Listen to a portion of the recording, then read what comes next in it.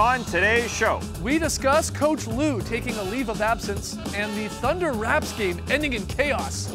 We ask if the Wolves need Jimmy Butler to save them, and if it's possible that LeBron gained 7 pounds during a game.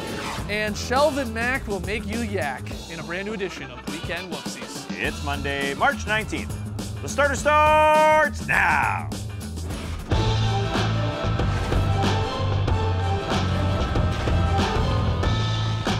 Good evening, Sweet World, and welcome to The Starters, presented by Jack Daniel's Tennessee Honey. Whether you're joining us live right now on NBA TV, watching later on YouTube, maybe listening to the podcast, doesn't matter. We're happy to have you. I'm Jay Skeets, and alongside me, as always, that's Tess Mellis. It's our 1,003rd episode, yeah! Whoa, hey, hold on, that math doesn't add up. I know, we fooled people. To his right, it's the international man of mystery, taking it to the max, Lee Ellis. Friend. Really? And last, certainly not least, over yonder, go blue, it's the bearded one, Trey Kirby.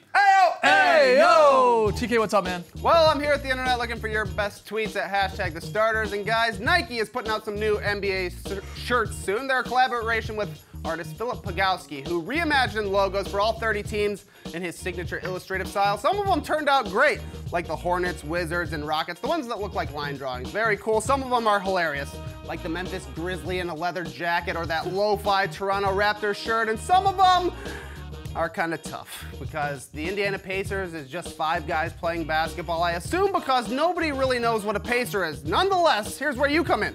We want you to send us your NBA doodles, since these are NBA doodles. Because back in the day, we used to grade fans' NBA doodles on the show, and it was a ton of fun. JaVale McGee, how do you like this? Yeah, from the dunk contest, the 2 balls. Okay, what's happening in the corner here? Is that Barron ready to get into the Kia? Did he use a ruler there on the backboard? Maybe not. Next up is the NBA in 2013, according to Ryan B. There's too much going on in this Yeah, one. this is pretty damn good. Is it Dwight Howard or not? You know, draw it so we know it's Dwight. Stop naming it's Dwight. This is not good. Not good at all. Why are you wearing a scarf? Why are you wearing a scarf? That's what it looks like. No. Oh. That's an ascot. So please hit us up on Twitter, either at the starters or hashtag the starters, and send us your NBA doodles. They can be new or old, good or bad. Send them in to us, and we will judge them a little bit later. Hashtag the starters. All right, yeah, get them in. Dudes. I'm ruthless when it comes to judging NBA doodles. Ruthless. Oh, yeah. All right, we got a fun show tonight. We got the up-down report. We got a new batch of Weekend Whoopsies, and Lily has a very solid play. Is it from March Madness? No, it's not. Did you watch any? No, I didn't. Oh, come on. All right, well, let's start, though, with a little Is This News? NBA edition, of course. Trey's rounded up some recent NBA headlines. He's going to pitch them to us, and we'll determine whether or not they're actually newsworthy. Trey. Our first headline is from NBA.com, and it reads, Cleveland Cavaliers coach Tyronn Lue is stepping away from his duties due to health-related reasons. Is this news? This is big news for Tyronn Lue. He's got to step away. You've got doctors, you've got Kobe Altman saying, hey, it's time to take care of yourself. I don't know how difficult this is for Tyronn Lue, you know, being a competitor that he wants to keep going. But this is the time. Basketball, big-time secondary. Just go take care of yourself. Yeah, in a long statement from Lue and the Cavs organization coming out today, a part of it, Lue said this: after many conversations with our doctors and general manager Kobe Altman, and much thought given to what is best for the team and for my health, I need to step back from coaching for the time being and focus on trying to establish a stronger and healthier foundation from which to coach for the rest of the season. I have had chest pains and other troubling symptoms compounded by a loss of sleep throughout the year. Despite a battery of tests, there have been no conclusions as to what the exact issue is. That's, again, just a small part of it. This is something that he's already affected him a couple times this season. He's missed a game before, an entire game, and then now twice, one over the weekend, Saturday against the Bulls, not coming out for a half because of these symptoms. So I'm absolutely with you, Tass. Basketball takes a back seat to your health, and especially what we saw with Steve Clifford, Hornets coach down there in Charlotte. He did something similar, right? I mean, he was having issues. His health was a problem. He knew it, and he took some time away. He was gone a good 20 or 21 games. Luckily for the Cavs, it sounds like Lue's only going to maybe be gone a week or so, but I guess they'll readdress that when they get to it sounds just very much like stress-related issues right now. I mean, the demands and the pressure and the expectations in a job like this, on any job, I mean, because you mentioned Steve Clifford, obviously the Hornets don't have the same expectations as the Cavs, but when you're Ty Lue and you've got that whole expectation around you and on a LeBron James team, it takes its toll after a while. And, reading a little bit more into it today, He's saying, like, you know, it's in the middle of the night sometimes you just got an idea and you jot it down, and that interrupts your sleep and you can't get a good sleep. You've got to get up for practice. You've got to go to a game. You've got to fly on a plane. It's just very, very difficult to get into any sort of consistent routine, and after a while it just takes a toll. Some good news, Kevin Love is back tonight, a little bit earlier than we thought with that hand injury. You expected him, reports later this week, but it is about the 7-week mark when we expected him to sort of be out 8. So just a little bit early, but good news because he's playing with a bunch of new starters and a bunch of new players since that trade. He hasn't played with any of those guys. George Hill is brand new in the starting lineup with Kevin Love, Rodney Hood eventually when he gets back. Tristan Thompson, is he going to be a starter? Larry Nance might take his spot. There's a bunch of questions with this team.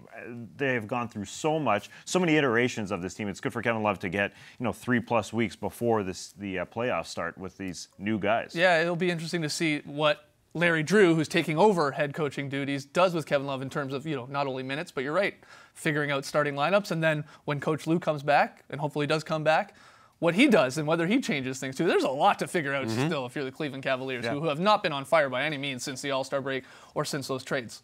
That's why it's good for Kevin Love to get back as early as possible to get as many games under his belt with these new guys that he's never played with. And again, there's just 4 guys left from that championship team. This is almost a new team. Absolutely. Right? All right, Trey, next one. All right, our next headline's from SB Nation, and it reads, 3 Raptors ejected in closing seconds versus Thunder, raising more questions about officiating. Is this news? What do you think? Is it news? DeRozan, very, very unhappy. With I don't think no DeRozan has a case, to be honest, after watching that. At the time, it looked like he got hacked, but the multiple camera angles we saw, I think that was a fair strip by Corey Brewer. He got a lot of ball, for sure. He got all ball there because, as the rule states, hand is part of the ball as long as that hand is on the ball. And there are definitely angles where it looks like he perhaps did whack him, but again, the close-ups, I think that was a clean strip by Corey Brewer. I think DeRozan was more frustrated just at the way the game was going, and he let it out there at the end, as a few of the Raptors did. But the last 2-minute report as well confirmed today, the NBA officials said that the call was right. I enjoyed the arena having DeMar DeRozan's back, having their superstars back, really getting after the officials as they should. But Mark Davis made the call immediately.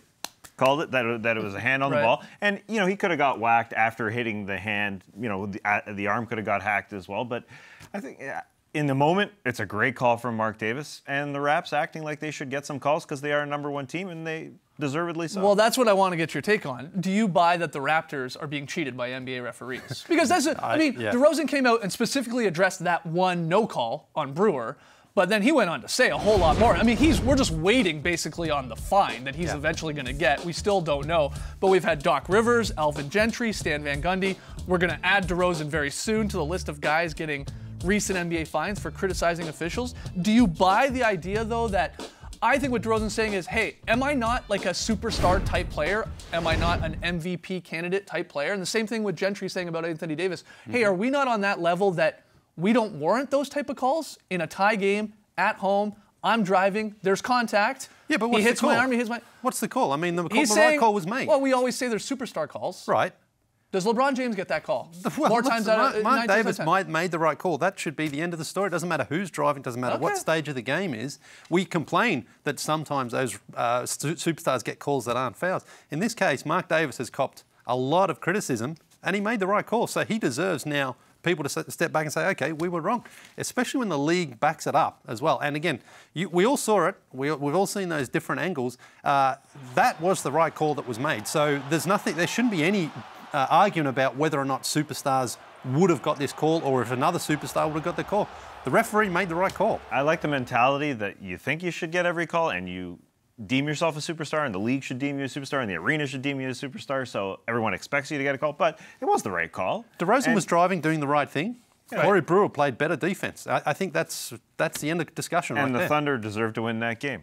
And the Raps have won 11 in a row. How many games do you want to win in a row? You got the 1 seed. Everything's all right. Everything is cool. It's like this reaction, you would make you think that the Raps were in the 5 seed or something. Well, I mean, the Raps better start getting used to these no calls as we've seen come playoff time. I mean, oh man, honestly, it's going to happen. So they need to. No, I'm agreeing with you that they had a meltdown there. There's no doubt at the end. They wanted those calls. They felt they deserved them. They didn't get them. And then DeRozan lost his cool. He gets tossed. Obviously Ibaka gets tossed. Coach Casey got tossed, even though he really didn't do anything. But they lost their cool in a heated game. And that's going to happen in the playoffs. You think this is a team that doesn't get calls in the playoffs? This is a team that doesn't go out there and make the officials make calls in the playoffs historically, right? They don't drive, they sit and they take their jumpers, and that should change this year, right? Hopefully. No, I mean, that has been the storyline the last couple of years. A lot of Raptors fans believe they don't get the calls in the playoffs. But listen, if you're driving in the lane, you're going to get more calls than you're not. In this case, it didn't happen because the right call was made on a good defensive play. There was one incorrect call, we should point out, in the last 2-minute report from that game. It was Anthony getting away with a holding of Pascal Siakam there late in that one. They said, yeah, okay, he did hold him. We should have caught that. We didn't. They're humans. They're humans. The refs are humans still. We need robots, I'm telling you. All right, we got to take a break. Oh, man. Lots more still to come. When we come back, LeBron allegedly once gained 7 pounds during a game. Is that even possible? We'll debate that and more in the Up Down Report.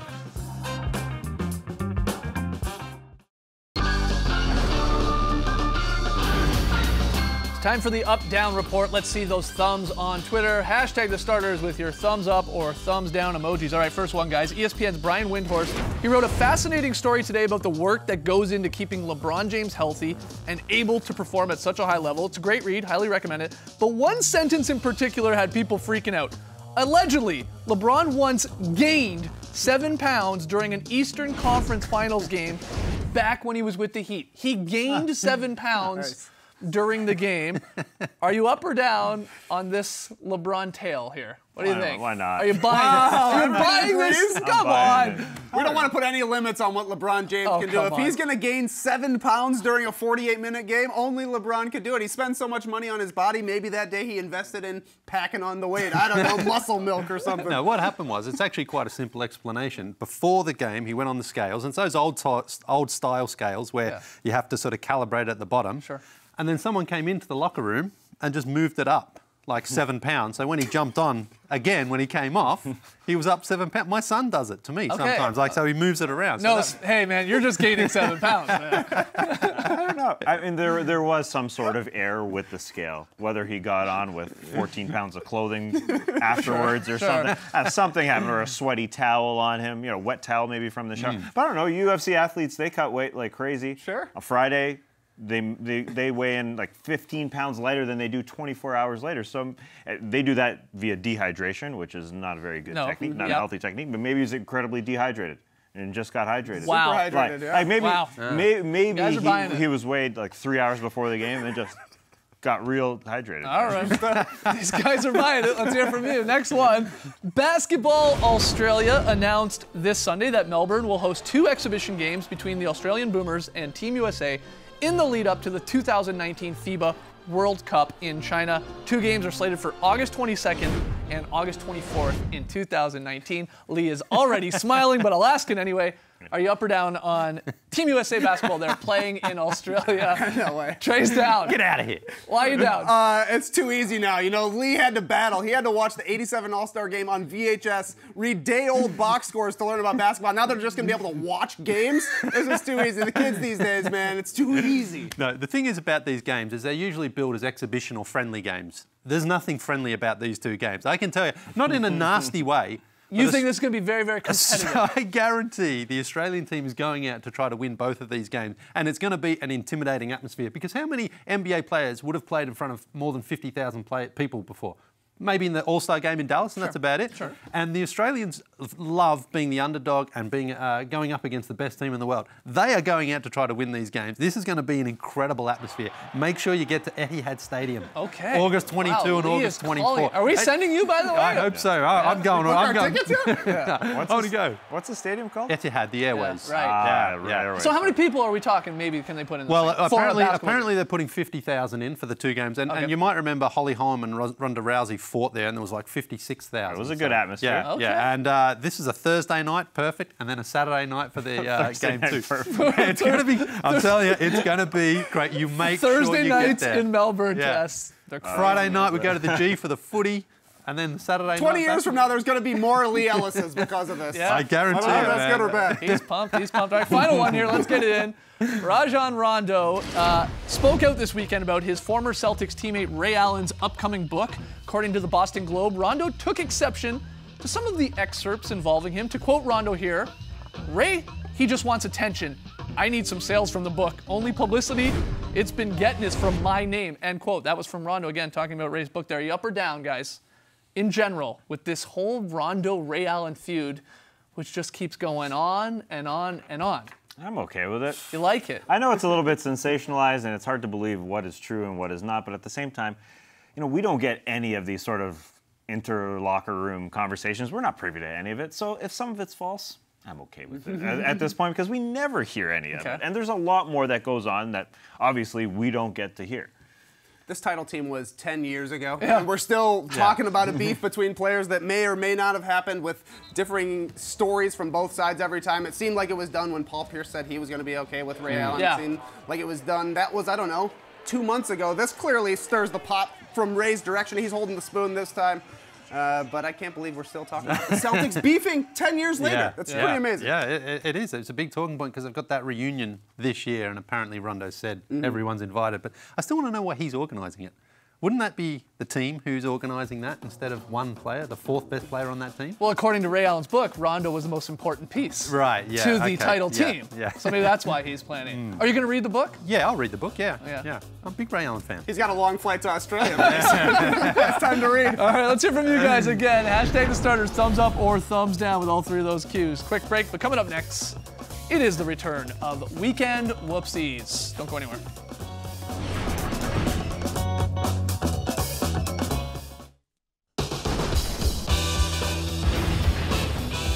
The Starters is brought to you by Jack Daniel's Tennessee Honey, official partner of the NBA. Welcome back to the Starters, where it's time for some Weekend Whoopsies, hoops and bloops. Started off saying sorry to Shelvin Mack for this one. Oh, that's one of the worst turnovers you might ever see, and over the back. Wow.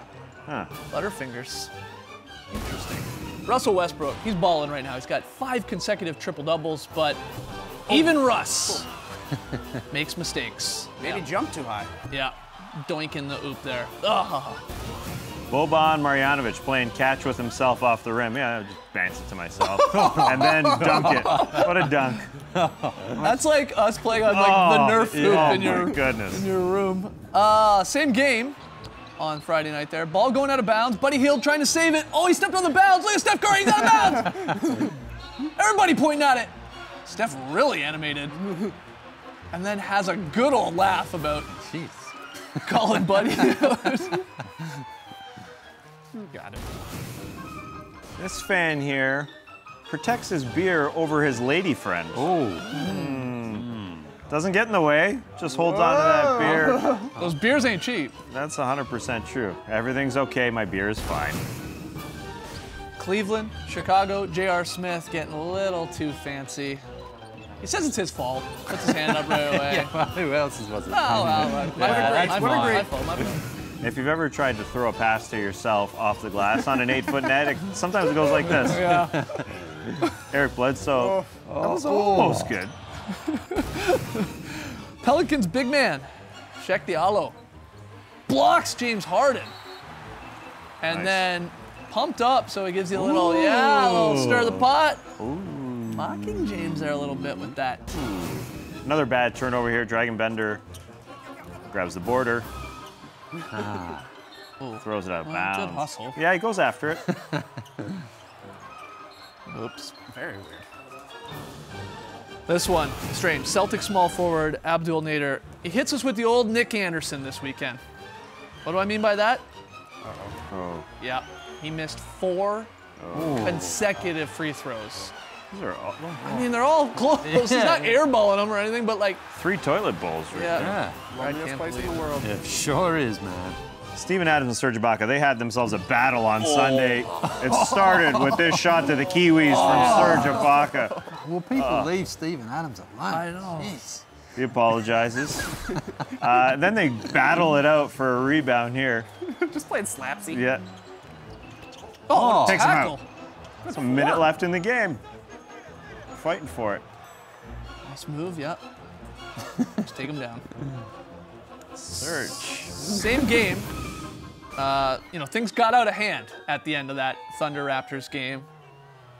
We had both DeRozan getting tossed and Ibaka, and then Coach Casey, he got ejected despite not saying anything. I guess reportedly a fan behind him said something to the refs.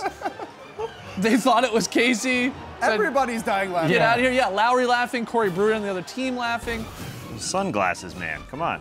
Finally, whoopsies are done. But even though 15 seconds remain on the clock, DeAndre Jordan, well, he's done too. God. See ya. Oh, man. Couldn't you wait? No. No, you gotta be first to the showers. Oh, yeah. That's Yeah, get the hot water. He's out of here. A loss is a loss. There it is. Weekend whoopsies. Gotta take one more break, but when we come back, Lily hits us with a very solid play. It's been so long.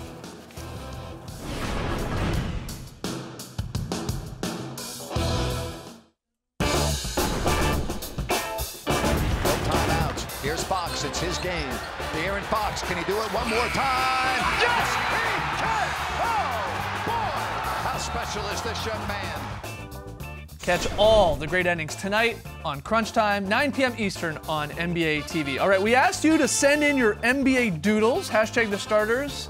Trey, you got a few submissions. Yeah, let's look at some doodles. This one comes from Matthew, who drew a picture of Kevin Durant, who had a good game against Utah, 38 points and 13 rebounds. What do you guys think about this? That's not bad. Yeah, I mean, it's sort of a, is that a doodle or a drawing? It's a drawing. Wow, That's it's a a real drawing treats to me. versus Yeah. snack scenario here. Yeah. Good That's enough, good. though. Good stuff. AB. Wow, come on. This That's is not a young doodle. DeMar DeRozan. I don't know. It looks like it was done with a pen, probably. You can doodle with a pen. Yeah. This man is an artist. This man is an artiste, indeed. Very good. You get an A. Matt says, I've got a 1999 Finals playoffs ticket from the Sun that never happened. A great doodle where the artist almost spelled Phoenix correctly. We got some swoops. This one's crazy. There's a lightning bolt nearly touching the court. Yeah. Several balls on it.